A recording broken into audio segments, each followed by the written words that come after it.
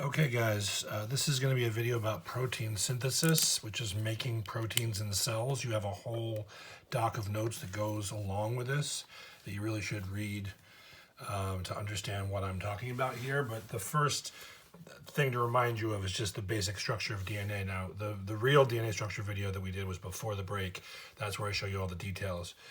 This one I just want to remind you about the base pairing rules, right? When you have the double helix, each rung of the ladder is going to be a pair of bases. It's going to make it look like they're just sort of connecting together like this. So we would have A with T, we would have G with C, C with G, and we could go on and on and on.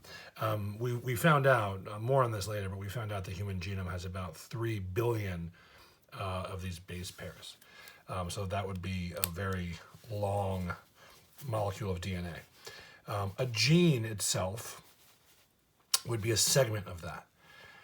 Now, what I want you to be able to say about a gene at this initial point is that a gene is a piece or segment of DNA that codes for a protein. All right? So that is a very important connection to make.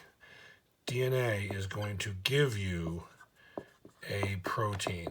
Now, that protein and its activities will lead to a trait, right? So I'm kind of drawing this in a weird pattern on the board. I can't really see what the camera is seeing, but DNA protein trait, right?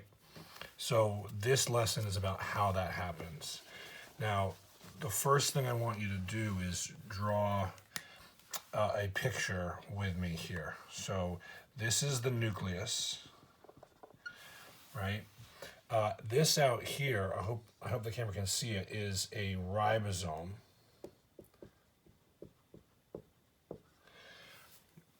And I can see the camera. Can't really see it, but we'll get there. We'll get there in a second. I just drew a little.